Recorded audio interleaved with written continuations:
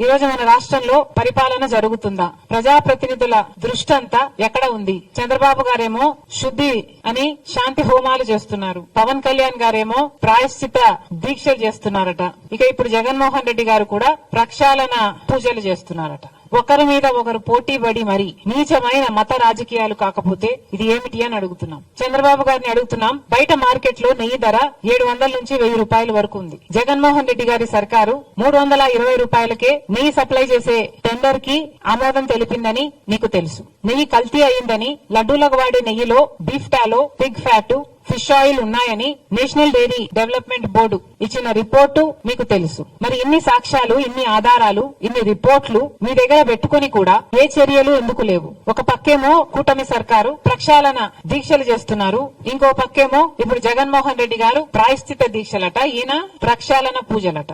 జగన్మోహన్ రెడ్డి గారి సర్కారు లడ్డూలలో కల్తీ నెయ్యి వాడితే కూటమి సర్కారు అదే లడ్డూలలో మత రాజకీయాలు కలుపుతుంది. ఇద్దరికి ఏమిటి తేడా? ఇంకో పక్కేమో బీజేపీకి చెందిన కేంద్ర మంత్రులే ఈ లడ్డూల వ్యవహారం మీద మాట్లాడుతూ ఇది హిందూ మతం అంతం చేయడానికి కుట్ర అని మాట్లాడుతున్నారు. ఇది హిందూ మతంపై దాడి అని మాట్లాడుతున్నారు. ఇక్కడ మన పవన్ కళ్యాణ్ గారేమో క్రిస్టియన్లు, ముస్లింలు చర్చిల మీద, మసీదుల మీద ఇదే జరిగితే వాళ్ళు ఊరుకుంటారా, మేము ఎందుకు సహించాలి అన్నట్లు మాట్లాడుతున్నారు. ఇంత దుర్మార్గంగా ఎలా మాట్లాడగలుగుతున్నారు? హిందువులను రెచ్చగొట్టే ప్రయత్నం మీరు చేయటం లేదా? మతాల మధ్య చిచ్చు పెట్టే ప్రయత్నం కాదా ఇది? ఇక్కడ ఒక అన్యాయం జరిగితే క్రిస్టియన్స్ ని, ముస్లింల గురించి మాట్లాడాల్సిన అవసరం ఏముంది? ఎప్పుడూ లేనిది మన రాష్ట్రంలో కమ్యూనల్ వైలెన్స్ జరగాలి అని మీకేమైనా హిడెన్ అజెండా ఉందా? మతాల పేరుతో చిచ్చు పెట్టే ఉద్దేశం మీకుందా? ఒక మతాన్ని అవమానించాలి, ఇంకో మతాన్ని రెచ్చగొట్టాలి. ఇదే బీజేపీ చేసిన రాజకీయం. అదే బీజేపీ డైరెక్షన్ లో పవన్ కళ్యాణ్ గారు, కూటమి సర్కారు కూడా వాళ్ళ చెప్పు చేతల్లోనే వాళ్ళు చెప్పినట్టే చేస్తున్నారనడానికి ఇంతకంటే రుజువు కావాలనా? అసలు ఆంధ్ర రాష్ట్రంలో ఎప్పుడు కమ్యూనల్ వైలెన్స్ లేవు. అలాంటిది మీ పొలిటికల్ మైలేజ్ కోసం, పొలిటికల్ గా మీరు లబ్ధి పొందడం కోసం ఇది కావాలనే రెచ్చగొట్టే వ్యాఖ్యలు చేస్తున్నారా అని అనిపిస్తుంది. ఇది భావ్యం కాదు. రెస్పాన్సిబుల్ పొజిషన్స్ లో ఉన్న వాళ్ళు రెస్పాన్సిబుల్ గా మాట్లాడాల్సిన అవసరం కూడా ఉంది.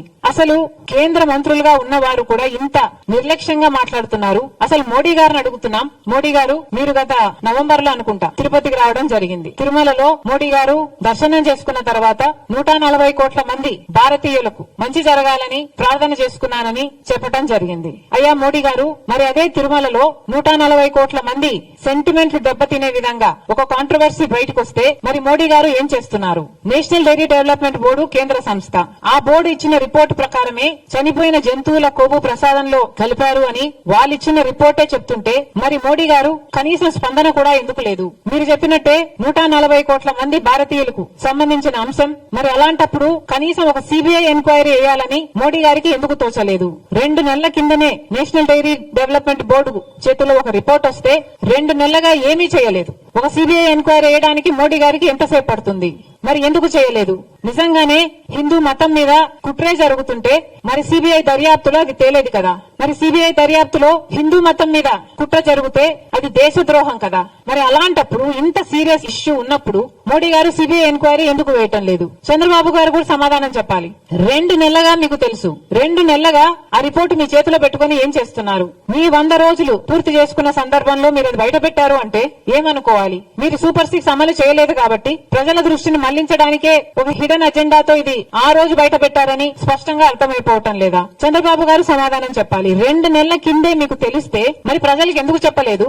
ఎందుకు సిట్టు అప్పుడే ఎందుకు వేయలేదు? ఇప్పుడు చంద్రబాబు గారు సిట్టు వేస్తున్నారు. ఈ సిట్ ఏదో 2 నెలలు ముందే వేస్తుండొచ్చు కదా? ఇంత రచ్చ జరిగాక ఇప్పుడు సిట్టు వేశారు చంద్రబాబు గారు. అప్పుడే సిట్టు వేసునుంటే ఇంత రచ్చ జరిగాక ఇప్పుడు సిబిఐ ఎంక్వైరీ వేస్తుండొచ్చు కదా? మరి ఏం సమాధానం చెప్తారో చంద్రబాబు గారు చెప్పాలి. ఇన్ని ఆధారాలు, ఇన్ని రిపోర్ట్లు మీ చేతుల్లో పెట్టుకుని కూడా ఈ రోజు ఒకవైపు తెలుగుదేశం పార్టీ అయినా, పవన్ కళ్యాణ్ గారైనా, బీజేపీ అయినా, జగన్మోహన్ రెడ్డి గారైనా అందరూ కలిసి నీచమైన మత రాజకీయాలు చేస్తున్నారు. మొన్నెక్కడో ఒక రాముల వారి రథం తగలబెట్టారని విన్నాం. వీళ్ళు చేస్తున్న ఈ క్రియలకు, వీళ్ళు మాట్లాడుతున్న మాటలకు ఇవి ఎక్కడికి దారి తీస్తాయి అన్న స్పృహ లేకుండా, అన్న ఇంగితమన్నా లేకుండా రెస్పాన్సిబుల్ పొజిషన్స్ లో ఉన్న వాళ్ళు మాట్లాడాల్సిన మాటలేనా ఇవి? మళ్లీ చెప్తున్నాం, లడ్డూ కల్తీ జరిగిన విషయంలో మతోన్మాద చర్యలు అవసరం లేదు. సవాళ్లు, ప్రతి సవాళ్లు కూడా అవసరం లేదు. దీక్షలు, ప్రమాణాలు అంతకంటే అవసరం లేదు. ఇక్కడ కావాల్సిందల్లా నిజం. ప్రజలకు నిజం తెలియాలి. ఈ తప్పు ఎవరు చేశారు, పెద్ద చేపల, చిన్న చేపల, ప్రజలకు నిజం తెలియాలి, చర్యలు తీసుకోవాలి. మళ్లీ ఈ తప్పు జరగకుండా జాగ్రత్త పడాలి.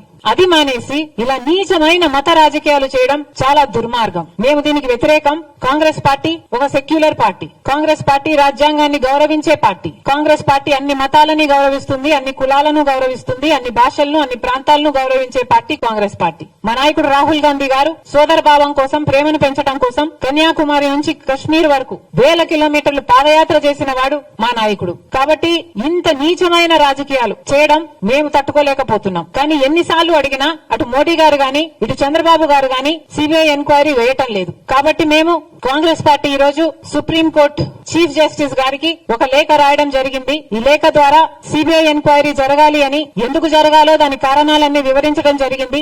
సుమోటో కింద సుప్రీంకోర్టే దీన్ని టేకప్ చేసి ఇన్వెస్టిగేట్ చేయాలని కోరడం జరిగింది. ఒకవేళ సిబిఐ ఎంక్వైరీ ఏ కారణం చేతైనా వీలు కాకపోతే మన రాష్ట్రం చేస్తున్న ఈ సిట్ ఇన్వెస్టిగేషన్ ను సుప్రీంకోర్టు స్వయంగా మానిటర్ చేయాలని కోరటం జరిగింది.